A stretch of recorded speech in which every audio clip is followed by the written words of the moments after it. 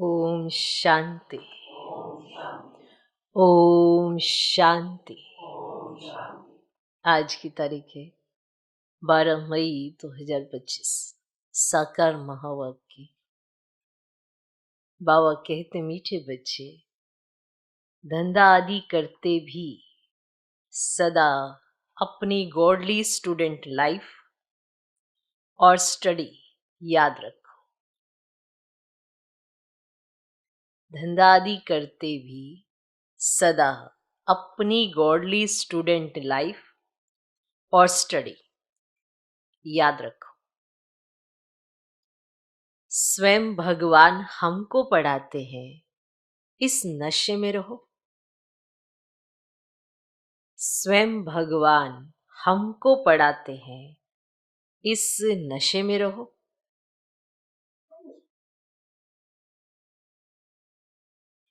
बाबा कहते, मीठे बच्चे, धंधा आदि करते भी सदा अपनी गॉडली स्टूडेंट लाइफ और स्टडी याद रखो। स्वयं भगवान हमको पढ़ाते हैं, इस नशे में रहो। आज का प्रश्न, जिन बच्चों को ज्ञान अमृत हजम करना आता है, जिन बच्चों को ज्ञान अमृत हजम करना आता है, उनकी निशानी क्या होगी? माने ये बच्चे ज्ञान अमृत को हजम करते हैं, हजम करना भी आना चाहिए ना? उनकी निशानी क्या होगी? कैसे पता चलेगा कि ज्ञान हजम हो गया? रोज सुबह सुबह आपको इतनी खुराक मिलती है, अब वो खुराक हजम भी तो होनी चाहिए ना। तो उसकी निशानी क्या होगी? उत्तर, उन्हें सदा रूहानी नशा चढ़ा रहेगा। उन्हें सदा रूहानी नशा चढ़ा रहेगा और उस नशे के आधार पर सबका कल्याण करते रहेंगे। और उस नशे के आधार पर सबका कल्याण करते रहेंगे।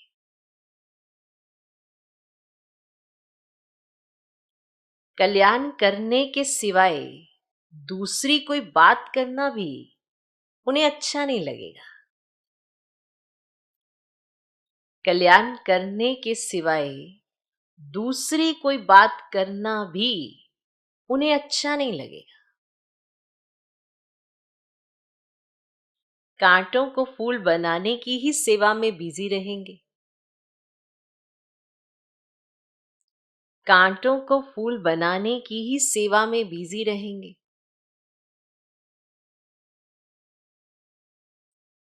जिन बच्चों को ज्ञान अमृत हजम करना आता है, उनकी निशानी क्या होगी? उत्तर, उन्हें सदा रूहानी नशा चढ़ा रहेगा और उस नशे के आधार पर सबका कल्याण करते रहेंगे। कल्याण करने के सिवाय दूसरी कोई बात करना भी उन्हें अच्छा नहीं लगेगा। कांटों को फूल बनाने की ही सेवा में बिजी रहेंगे। ये कौन है? जिन्हें ज्ञान हजम हो गया, ये उनकी निशानी है। तो अब आप देखें, क्या हम वही हैं जिन्हें ज्ञान अमृत हजम करना आता है? ओम शांति।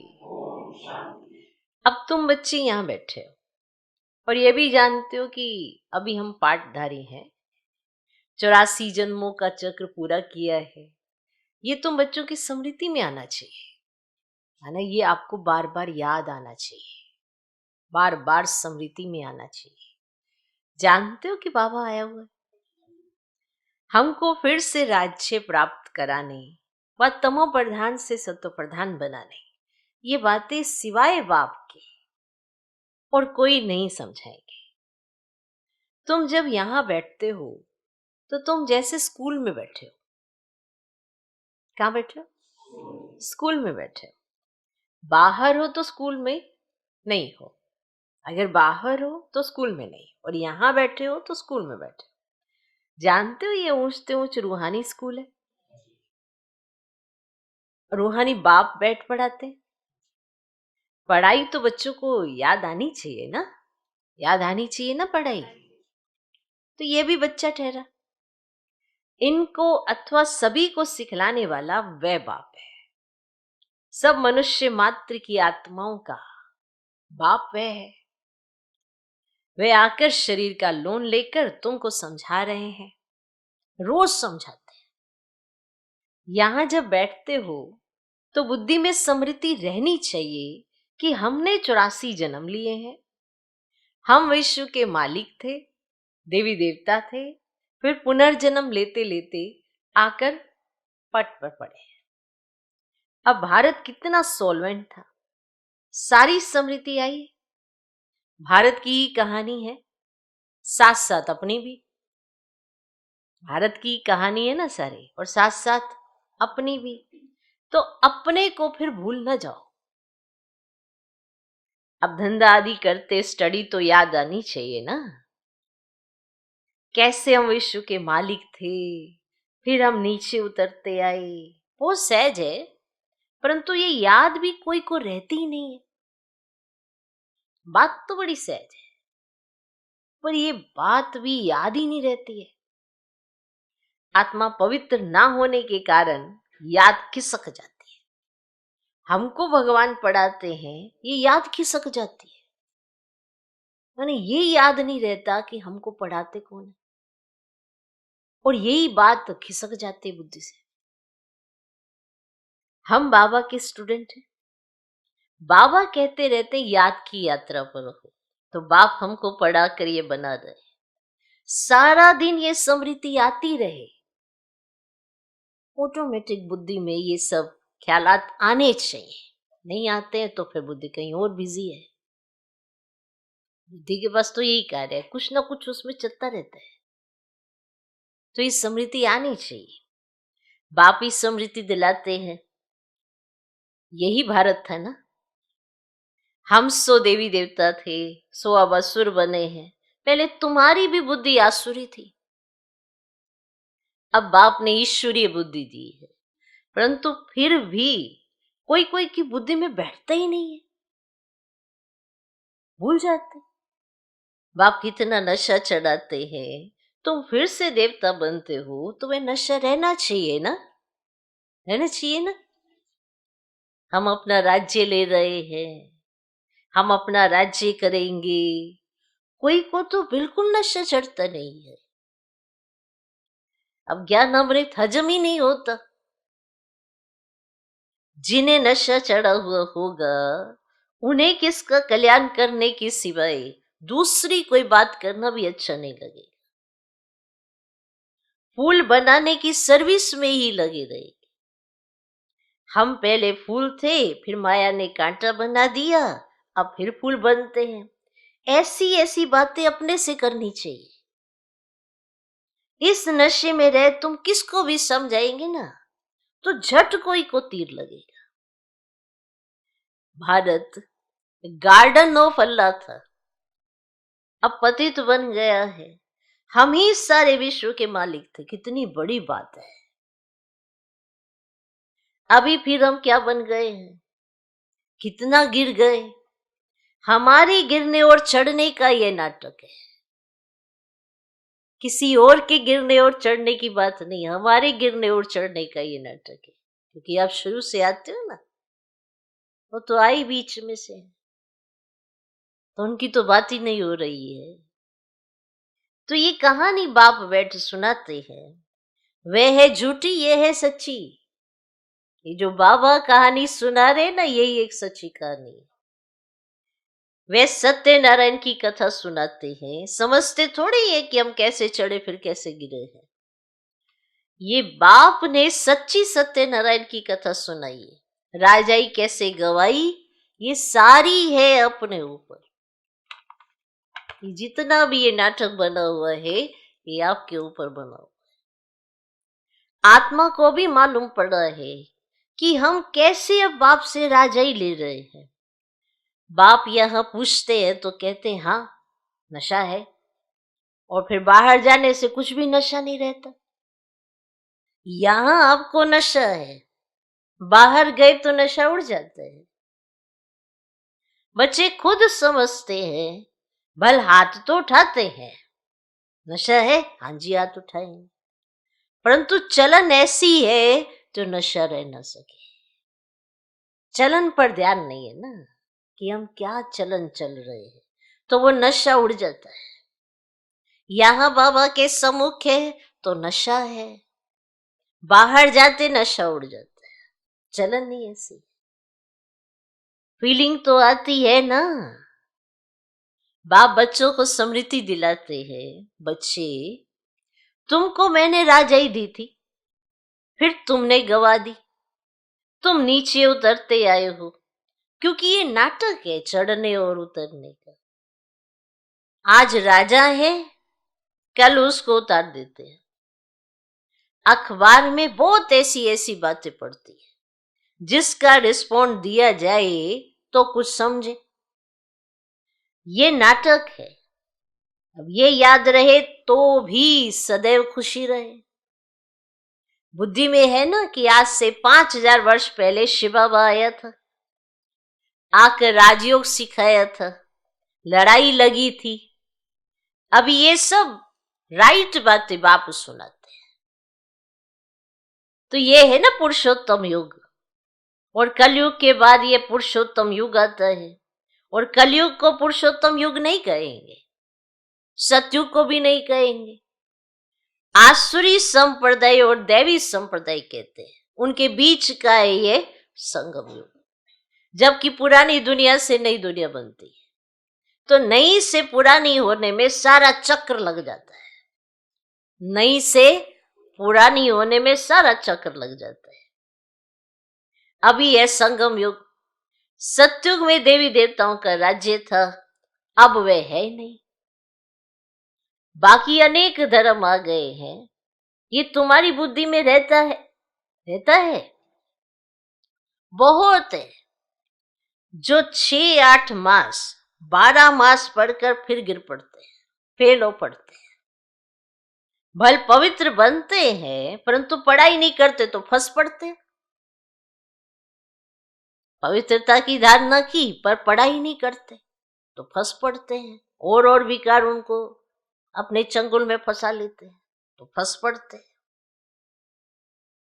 सिर्फ पवित्रता भी काम नहीं आती, ऐसे बहुत सन्यासी भी है, ऐसे तो बहुत सन्यासी भी है ना। वे सन्यास धर्म छोड़ जाए गृहस्थी बन जाते हैं, शादी आदि कर लेते हैं। तो अब बाप बच्चों को समझाते हैं, तुम स्कूल में बैठे हो, कहाँ बैठे हो, स्कूल में बैठे हो। ये स्मृति में है हमने अपनी राजाई कैसे गवाई, कितने जन्म लिए। अब फिर बाप कहते हैं विश्व के मालिक बनो, पावन जरूर बनना है।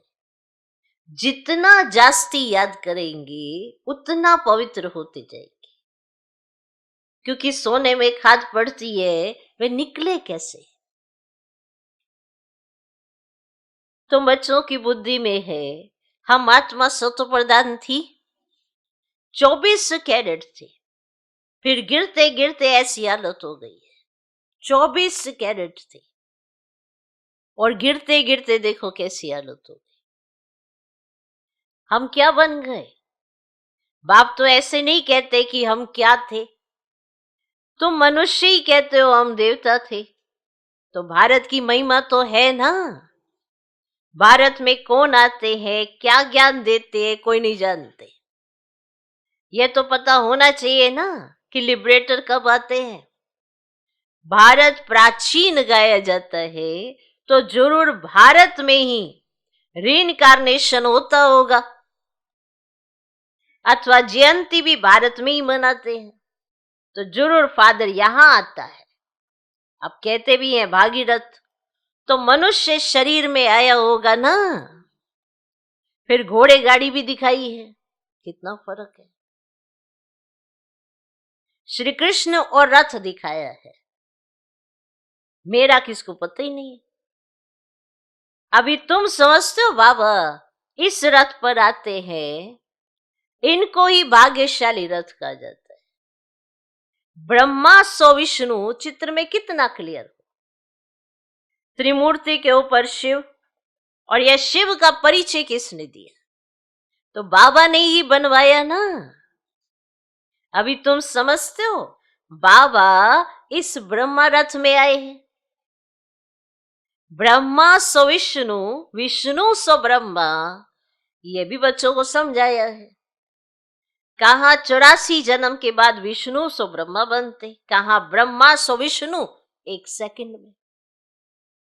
तो वंडरफुल बातें है ना बुद्धि में धारण करने की। तो पहले पहले समझाना होता है बाप का परिचय। भारत स्वर्ग था जरूर, हेमनली गॉड फादर ने स्वर्ग बनाया होगा, ये चित्र तो बड़ा फर्स्ट क्लास है। समझाने का शौक रहता है ना, बाप को भी शौक है,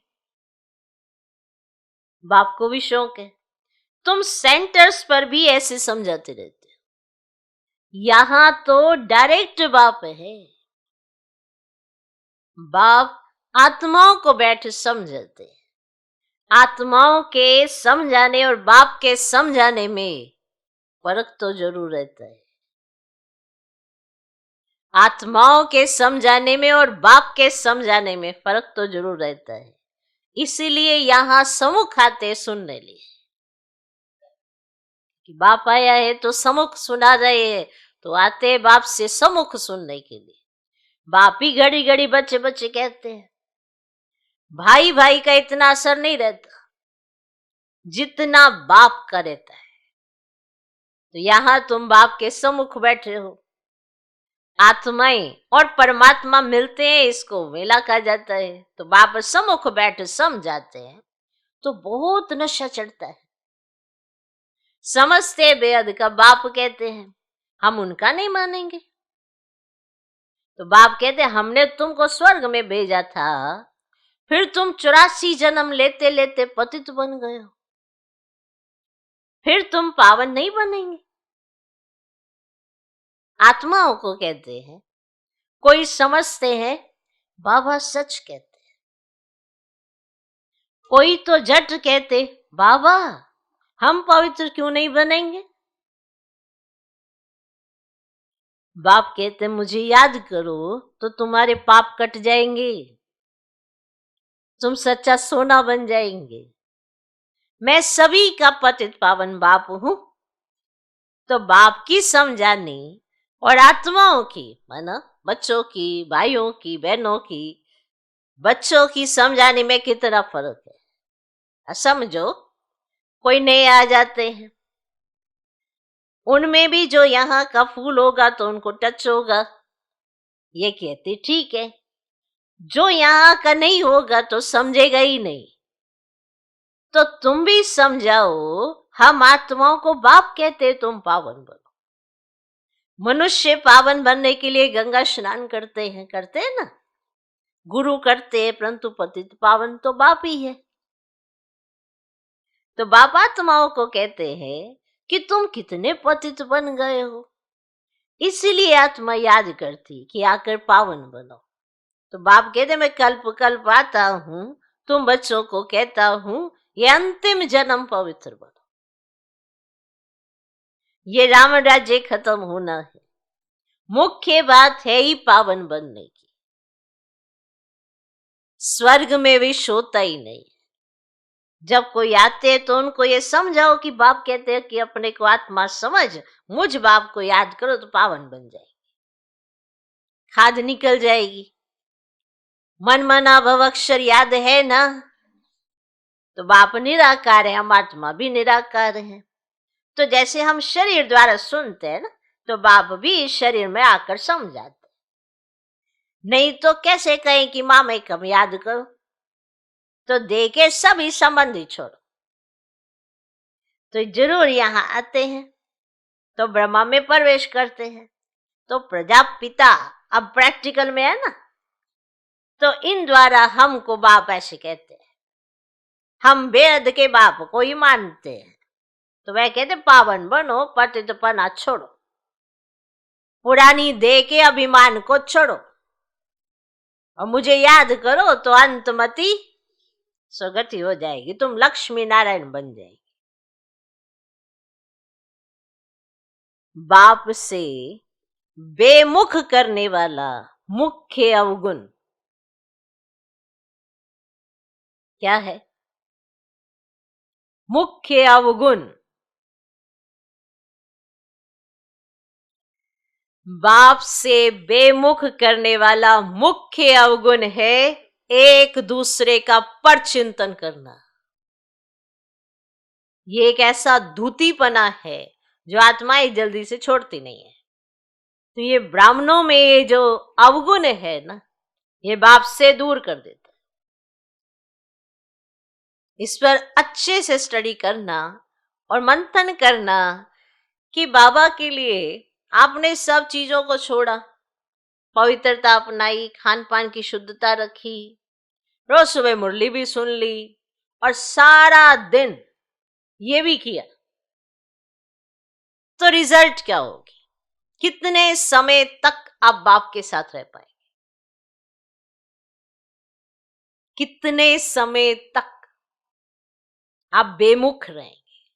जिस मुख से आप बाबा बाबा कहेंगे, उसी मुख से आप बाबा बाबा नहीं कह पाएंगे, क्योंकि आपका जो चिंतन है वो शुद्ध हो चुका है। उसमें पर चिंतन ही है, एक दो की बुराई करना, इसने ये किया, उसने वो किया, और ये कईयों में बहुत ज्यादा होता है, कईयों में कम होता है, और कई मुख से बाबा बाबा भी करते हैं, लेकिन ये भी जरूर करते हैं। तो जो अनुभव होना चाहिए, जो दादियों को होता है, जो महारथियों को होता है, वो उन आत्माओं को नहीं होता, क्योंकि वो बेमुख रहती हैं, पर चिंतन जास्ती करती है। सोच के देखो। तो बाप से बेमुख करने वाला मुख्य अवगुण है एक दूसरे का पर चिंतन करना। यहां आप आए हो अपने को बनाने के लिए या दूसरे का चिंतन करने के लिए? जब आप बाबा के पास आए, याद करो कितने स्टूडेंट बैठे थे? आप थे, बाबा था। बाबा ने तो आपको ढूंढ लिया, आप बाबा के बन गए, लेकिन अब स्थिति वैसी नहीं है जैसे दादियों की होती है, महारथियों की होती है। हमारी क्यों नहीं है? क्योंकि अंदर ही अंदर हम बाप से बेमुख हैं। जो हमारा मुख बाप की तरफ होना चाहिए, वो ना होकर रावण की तरफ रहता है। ऐसे स्टैंप लगी हुई है ब्रह्मा कुमार ब्रह्मा कुमारी की, लेकिन एक्टिविटी ब्रह्मा कुमार ब्रह्मा कुमारी वाली नहीं है। पर चिंतन बहुत करते हैं। बैठ जाएंगे मंडली लगा के, उसमें एक दो की बुराई का ही चिंतन होता रहे, ये ऐसा करता है, वो वैसा करता है। तो ये जो अवगुण है, ये आपको बाप से दूर कर देता है। अंदर ही अंदर आप खाली होते जाते हैं। जो खजाना भरा था, तो ये धोतीपना जब जिसके अंदर आ जाता है, उसको बाबा बाबा जैसी फीलिंग में भी नहीं आता। मुख से वो पंडित की तरह या भक्तों की तरह बाबा बाबा चिल्लाएगा, क्योंकि जब भी उस पर कष्ट आएगा, लेकिन वो फीलिंग नहीं आ सकती जो दादियों को आती है। तो वो है एक अवगुण, एक दूसरे का पर चिंतन करना, इविल बातें सुनना और सुनाना। जिन बातों से आपकी स्थिति बननी ही नहीं, उन्हीं बातों का चिंतन आप कर रहे हैं। क्या आपकी स्थिति बन गई उन बातों से? तो इविल बातें सुनना और सुनाना बाप का डायरेक्शन है, तुम्हें इविल बातें सुननी नहीं है। किसी ने आपके कान में इविल बातें बताई तो आपको पता नहीं चल पाता कि वो इविल बातें कर रहा है, पता चल जाता है। पर आपको शौक है सुनने का, सुनाने का, तो आप घंटा 2 घंटा कहाँ चले गए आपको पता भी नहीं चला। 1 बार, 2 बार, 3 बार, 4 बार। अभी इसके आधार पर आपकी अवस्था कैसे होने वाली है? आप बाप से बेमुख होंगे ही होंगे, क्योंकि ये इविल बातें सुनने का आपको बहुत शौक है और करने का भी शौक है। तो बाप का डायरेक्शन है, तुम्हें इविल बातें सुननी नहीं है, इनकी बात उनको, उनकी बात इनको सुनाना। ये धूतीपना तुम बच्चों में नहीं होना चाहिए। इनकी बात उनको, उनकी बात उनको। उसने तुम्हारे लिए ये कहा, वो तुम्हारे लिए ये कह रहा था, फिर वो इधर की बात उधर, उधर की बात इधर। ये है वो धूतीपना, जो ऐसा रोल कई ब्राह्मण बीच में अदा करते हैं, इसीलिए उन्हें नारद मुनि कहा जाता है। मुख पर बाबा बाबा बाबा और अंदर से एक्टिविटी धूतीपने वाली, तो वो भक्त आत्मा है, बच्चा नहीं बन पाता, सपूत तो कभी होता ही नहीं, इसीलिए वो बहुत जल्दी बाप से बेमुख हो जाता है। जरा सी कोई बात आएगी तो अपने अनुभवों को भूल बाकी की व्यर्थ बातों में बहुत सहजता से चला जाएगा। जबकि बाप ने तो आपको अकेला ही देखा था, आपने भी बाप को अकेला ही देखा था, पर अब ये दूतीपना होने के कारण आप बाप से बेमुख हैं। तो ये धूतीपना, इनकी बात उनको, उनकी बात उनको करने वाला एक्ट आपको नहीं करना, ये धूतीपना नहीं होना चाहिए तुम बच्चों में। इस समय दुनिया में सभी विपरीत बुद्धि है ना विपरीत बुद्धि, सिवाय राम के दूसरी कोई बात सुनाना, उसको धूतीपना कहा जाता है। बाप से हटकर देखो, आपकी बुद्धि बाप में लगेगी, आपकी स्थिति अच्छी होगी। आपने कुछ और ही अटपटी बातें करनी शुरू कर दी तो आपकी स्थिति कहां बनेगी, नहीं बनने वाली। ये धूतीपना करने की आदत पड़ जाती है। अब आप कहते हैं ये धूतीपना छोड़ो, तुम सभी आत्माओं को बताओ कि हे सीताएं, तुम एक राम से योग लगाओ, तुम हो मैसेंजर, ये मैसेज दो कि बाप ने कहा है मुझे याद करो, बस इस बात के सिवाय बाकी सब है धूतीपना। क्या वो बातों से आपकी स्थिति बन गई, उन बातों से आपकी अवस्था ऊंची हो गई, पहले भी कम थी और नीचे गिर गई। बाप सब बच्चों को कहते हैं धूतीपना छोड़ दो, सभी सीताओं का एक राम से योग जुड़वाओ, तुम्हारा धंधा ही ये है, बस ये पैगाम देते रहो। कहीं कहते नहीं ये गलत रास्ते, इन्हें खींच के लेके आना है। क्या वो गलत रास्ते पे या आप गलत रास्ते पर? अपनी बुद्धि का थोड़ा मंथन करें। जिस बुद्धि से अब आपको याद तक नहीं कर सकते, वो जरूर गलत रास्ते पे है। अब आपको याद ही नहीं आती, आपकी अवस्था स्थिर ही नहीं है, हलचल ही बहुत है। अब क्या हुआ, आप तो गलत से सही रास्ते पर है ना, एकदम से योग लग जाना चाहिए। अब क्या हुआ, ये धूतीपना करते करते करते आपने अपनी अवस्था एकदम नीचे गिरा दी। आप अपने आप को बना नहीं रहे, बिगाड़ रहे हैं, ना किसी और को संवार रहे हैं, उसको भी बिगाड़ रहे हैं। तो ये जो धूतीपना है ये बहुत नुकसानकारक है। जब हम बाबा के बनते हैं, बाबा हमको देखते, हम बाबा को देखते, नथिंग, और किसी को नहीं देखते। बस ये जानते भी नहीं कि हमारे जो साथ में रहते हैं उनका क्या अनुभव है, अपने अनुभव से बाप को पहचानते हैं।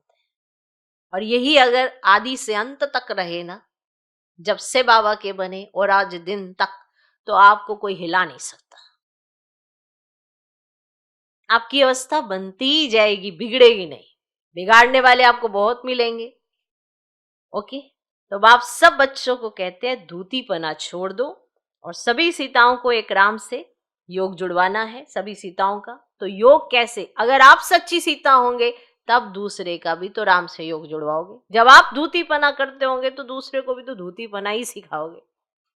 इसकी बात उससे, उसकी बात उसके, उसके साथ ऐसे सबको एक दूसरे से फिटाओगे। तो ये रिकॉर्ड तो बाप के पास है कि आपने कौन सी एक्ट चली।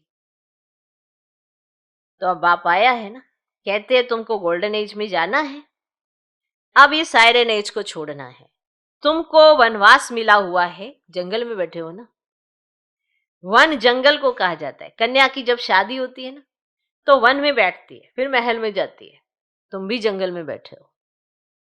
अब ससुर घर जाना है, इस पुरानी देह को छोड़ना है। एक बाप को याद करो, जिनकी विनाश काले प्रीत बुद्धि है वह तो महल में जाएंगे, बाकी विपरीत का है वनवास, जंगल में वास है। विपरीत बुद्धि वालों का जंगल में वास है। तो बाप तुम बच्चों को भिन्न भिन्न रीति से समझाते हैं, अलग अलग युक्तियां लगाकर आपको यही बात स्पष्ट करना चाहते हैं कि आपकी स्थिति कैसी होनी चाहिए। तो जिस बाप से इतनी बेहद की बादशाही ली है, उनको भूल गए हो तो वनवास में ही चले गए हो। वनवास और गार्डनवास, वनवास और गार्डनवास तो बाप का नाम ही है, बागवान। परंतु जब कोई की बुद्धि में आए, भारत में ही हमारा राज्य था, अभी नहीं है, अभी तो वनवास है, फिर गार्डन में चले जाते हैं। तुम यहां बैठे हो तो भी बुद्धि में है, हम बेहद के बाप से अपना राज्य ले रहे हैं। बाप कहते मेरे साथ प्रीत रखो, फिर भी भूल जाते। बाप बुलाना देते हैं तो मुझ बाप को कहां तक भूलते रहेंगे? फिर गोल्डन एज में कैसे जाएंगे? अपने से पूछो, हम कितना समय बाबा को याद करते हैं? हम जैसे कि याद की अग्नि में पड़े हैं, जिससे विक्रम विनाश होते हैं। माना एक अग्नि है, उसके बीच में हम बैठे हैं, ऐसे रहना चाहिए, है ना?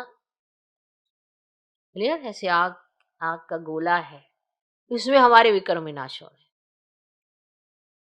एक बाप से प्रीत बुद्धि होना है, सबसे फर्स्ट क्लास माशूक है जो तुमको भी फर्स्ट क्लास बनाते हैं।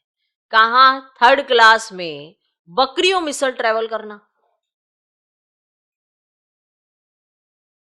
कहाँ? एयर कंडीशनर में। कितना फर्क है। तो ये ऐसा विचार सागर मंथन करना है तो तुमको मजा आएगा। ये बाबा भी कहते हैं, मैं भी बाबा को याद करने लिए बहुत माथा मारता हूं, सारा दिन ख्यालात चलती रहती है। तुम बच्चों को भी यही मेहनत करनी, व्यर्थ में इसकी उसकी उसमें ना जाओ, अपना देखो हमारा चार्ट क्या है, हमारी अवस्था कैसी है। अब अपने पर कंसंट्रेट करो, ये बाकी का देखने के लिए बाबा बैठा है। कौन क्या कर रहा, ये क्या कह रहा, वो क्या कह रहा, इन्हीं सब चक्करों में जा जाके पूरा ही धूतीपना शुरू हो जाता है। शब्द देखो कैसे, धूतीपना, धुत, माना बुद्धि भ्रष्ट। वो जब भी बैठेंगे इसकी उसकी उसकी इसकी बुराई ही करेंगे, अच्छाई उनके मुख से निकलने ही नहीं वाली है। ये हो गया, वो नुकसान हो गया, ये हो गया, बेचारे दुखी ही रहेंगे।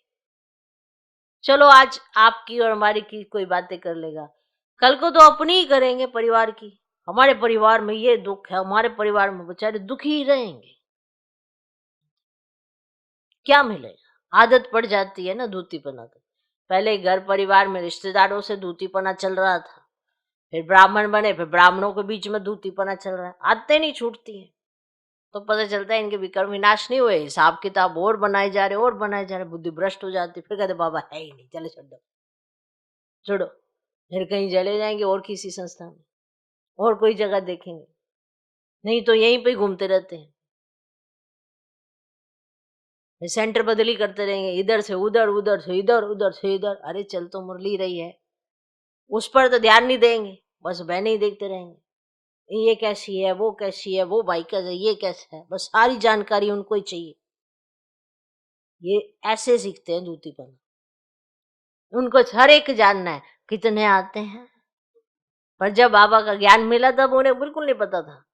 उस समय शुरू शुरू में बहुत मौज करी उन्होंने, फिर कहते हैं अब वो नहीं, मजा नहीं आता, सारे बदली हो गए। बदली तो आप हो गए, दृष्टिकोण तो आपका बदला। पहले आप थे, बाप था, और कुछ पता ही नहीं था। जब आप पहली बार मधुबन जाते हो बाबा मिलन में, फिर इतने सारे हैं, इतने सारे चलते, इतने सारे ज्ञान में चलते, मुझे लगा मैंने ही तीर मारा।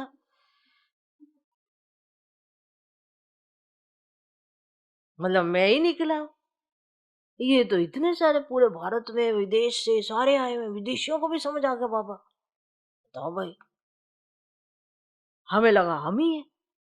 फिर वहां ऐसे आंखें खुलती, फिर वो घर आते, फिर वहां कहीं अच्छी चीज नोटिस करके आ जाते हैं, कहीं कुछ अजीब सी चीज नोटिस करके आ जाते हैं। सब तरह के हैं, भिन्न भिन्न तरह के। क्यों? आदतें नहीं गई होती है, वो दूतीपना नहीं गया होता है। बस पहले रिश्तेदारों के साथ चलता था, और अब फिर परिवार में ऐसे चलता है। बदलने अपने आप को आए, यहाँ दूसरों को बदलने में लगे पड़े। यार ये धूतीपना जाता ही नहीं है कि आपको अपने पे विचार करना चाहिए, हमें अपना परिवर्तन करना है। हम आए बाबा के पास अपने लिए, दूसरे के लिए तो आए भी नहीं थे आप। अपने जीवन से दुखी थे, अपने जीवन में समस्याएं थी, उसके लिए बाबा के पास आए, दूसरों को बदलने के लिए तो आए ही नहीं। कहीं कहते ये हट जाए ना, मेरी जिंदगी सारी संवर जाए, वो हटेगा दूसरा आ जाएगा। संवरनी तो है नहीं, खुद को बदलोगे तो हर चीज सेट हो जाएगी, किसी को बदलने की जरूरत भी नहीं पड़ेगी। ओके, तो बाबा भी मेहनत करते हैं और ये मेहनत करके ये भी बताते हैं कि मेरे सारा दिन ऐसे ख्यालात चलते रहते हैं कि कैसे मैं याद की यात्रा को कैसे बढ़ाऊं। तो तुम बच्चों को भी याद की मेहनत करनी चाहिए। अच्छा, मीठे मीठे सिकिलधे बच्चों प्रति मात पिता बाप दादा का याद प्यार, गुड मॉर्निंग। रूहानी बाप की रूहानी बच्चों को नमस्ते। हम रूहानी बच्चों के भी रूहानी बाप को नमस्ते नमस्ते नमस्ते। Good morning good morning good morning. धारणा के लिए मुख्य सर पहला पॉइंट, किसी को भी एक राम की बातों के सिवाय दूसरी कोई भी बातें नहीं सुनानी। किसी को भी एक राम की बातों के सिवाय दूसरी कोई भी बातें नहीं सुनानी है। एक की बात दूसरे को सुनाना, पर चिंतन करना, यह धूतीपना है, इसे छोड़ देना है। एक की बात दूसरे को सुनाना, पर चिंतन करना, यह धूतीपना है, इसे छोड़ देना है।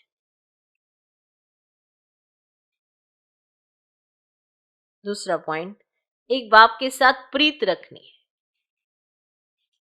एक बाप के साथ प्रीत रखनी है। पुरानी देह का अभिमान छोड़ एक बाप की याद में स्वयं को पावन बनाना है। एक बाप के साथ प्रीत रखनी है। पुरानी देह का अभिमान छोड़ एक बाप की याद से स्वयं को पावन बनाना है। स्वयं को। आज का वरदान, समाने की शक्ति द्वारा रोंग को भी राइट बनाने वाले विश्व परिवर्तक भव। दूसरे की गलती को देखकर स्वयं गलती नहीं करो। दूसरे की गलती को देखकर स्वयं गलती नहीं करो। कहीं ज्यादातर बोलते हैं अरे वो भी तो ऐसा कर रहा है। हाँ, तो फिर गलत चीज जो कर रहा है उसको देखकर आपको भी गलती करना है, नहीं करो। अगर कोई गलती करता है तो हम राइट में रहें, हम तो राइट में रह ले, उसके संग के प्रभाव में ना आए। जो प्रभाव में आ जाते हैं वे अलवेले हो जाते हैं।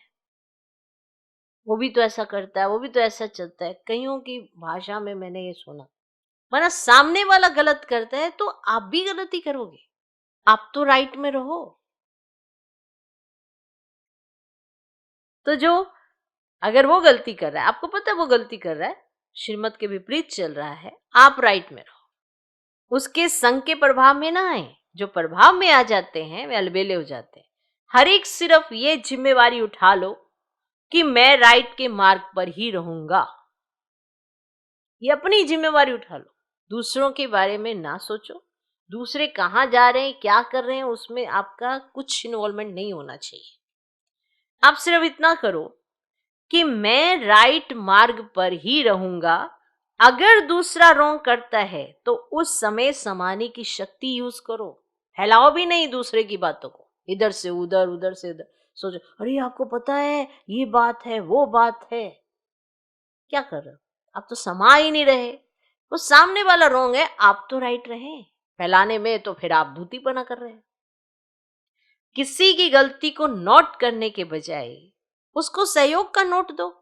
आप अपने तक ही सारी चीजें खत्म कर दो, अर्थात सहयोग से भरपूर कर दो, तो विश्व परिवर्तन का कार्य सहज ही हो जाएगा। ये बहुत बड़ा कार्य है। आज का स्लोगन, निरंतर योगी बनना है। बनना है, निरंतर योगी बनना है तो हद के मैं और मेरेपन को बेहद में परिवर्तन करो। हद के मैं और मेरेपन को बेहद में परिवर्तन करो। देखो जो हद है ना, आपको बाप से दूर करती है। क्योंकि वहीं तक आप रह जाते हो, 2-4 इनके बीच में, ये हद है। और बेहद में अगर आप रहते हो तो बेहद का भाव आपको निरंतर याद आता है। इसीलिए मैं और मेरापन ये छोड़ दो, हद है ये। अपने बारे में ही सोचते रहना, अपने को सब कुछ चाहिए, ये मैं ये करता हूँ, मैं हूँ, मेरा ये है वो है, भूल जाओ भाई। बाबा यहाँ दाता बनकर देने आया है, आप भी देने का ही पाठ बजाओ, तो आपका निरंतर योग लगा रहेगा। तो बेहद में अपनी बुद्धि लेके जाओ। अव्यक्त इशारे, रूहानी रॉयल्टी और प्योरिटी की पर्सनैलिटी धारण करो। वर्तमान समय के परमान फरिश्तेपन की संपन्न स्टेज के, बाप समान स्टेज के समीप आ रहे हो। उसी परमान पवित्रता की परिभाषा भी अति सूक्ष्म होती जाती है। सिर्फ ब्रह्मचारी बनना ही पवित्रता नहीं, लेकिन ब्रह्मचारी के साथ ब्रह्मा बाप के हर कर्म रूपी कदम पर कदम रखने वाले ब्रह्माचारी बनो। ओम शांति।